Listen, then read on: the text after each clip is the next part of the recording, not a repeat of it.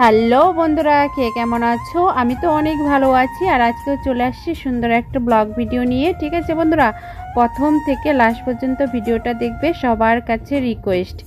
আর এই যে আমি চলে আসছি আমার মায়ের বাড়িতে দুদিনের জন্য বেড়াতে। তো আমার মা আমাকে পিঠা বানিয়ে খাওয়াবে। তো যাই হোক, সবার জন্য পিঠা এখানে তৈরি হবে, সবাইকে অনলাইন ডেলিভারি দিয়ে দেবো। ঠিক আছে বন্ধুরা, আর এই যে আটা এখন মাখছে আমার মা।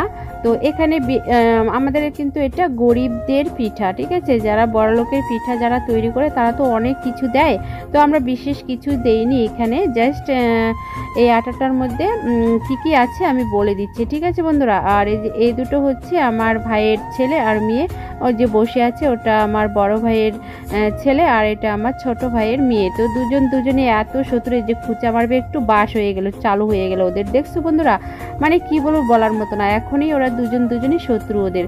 তো যাই হোক, দেখতে অনেক কিউট লাগে। আর এই যে আটা মাখানো তৈরি, এখন পিঠা তৈরি হবে। তো কি কি আছে এর মধ্যে আমি বলে দিচ্ছি।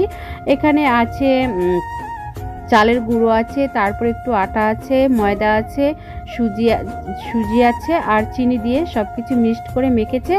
আর অনেক সুন্দর করে আর কি অনেকক্ষণ ধরে একটু মাখতে হয় আটাটা। যত মাখবে ততই পিঠাগুলো একটু ভালো হবে। তো অনেকক্ষণ ধরে মেখেছে। তো এই যে এখন পিঠা তৈরি হয়ে যাচ্ছে। আর পিঠাগুলো কেন যেন ফুলছে না, হয়তো মাখাটা ভালো হয়নি। সেজন্য আমি আবার বাড়ি যাব, তো সেজন্য আমার মা একটু তাড়াহুড়ো করছে, সেজন্য হয়তো মাখাটা ভালো হয়নি আর পিঠাগুলো ফুলছে না। কোনোগুলো ফুলছে না। তো যাই হোক, তবু খেতে অনেক সুন্দর অসাধারণ হবে। এটা আমাদের গরিবদের পিঠা বন্ধুরা। তো যাই হোক, গরিবদের পিঠা কে কে খাবে একটু আমাকে কমেন্টে জানাবে, সবাইকে আমি দিয়ে দেবো। ঠিক আছে, আর এই যে খড়ি কি জ্বলছে দেখতে পাচ্ছ বন্ধুরা, মাকাইয়ের খড়ি জ্বলছে। ঠিক আছে, এক হাতে মানে আমার মা একাই সব কিছু করতেছে, আটা মাখলো, পিঠা বানাচ্ছে, উনুন জাল দিচ্ছে, মানে কি বলবো, একাই করছে। আর আমি তার ফাঁকে একটু ভিডিও করছি।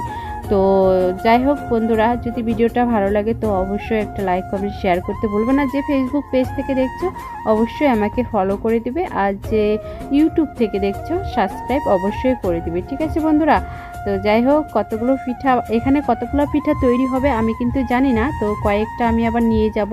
আমার মার জন্য আমার অনেক কষ্ট লাগে গো, কি বলবো। আমার শাশুড় শ্বশুরের জন্য, তাদের জন্য কষ্ট লাগে, তাদের জন্য আমি পিঠা নিয়ে যাব। আমার মা তাদের জন্য মানে আমাকে প্যাকেট করে দিবে, নিয়ে যাব। এই যে তো এখনও সবগুলো ভাজা হয়নি, কয়েকটা মাত্র ভাজা হয়েছে, 4-5টা। তো তাতে ভাজবে আর আমি তাতে একটু ভাত খাবো। এই যে ভাত নিয়ে আসছি। তো বন্ধুরা, টাটা।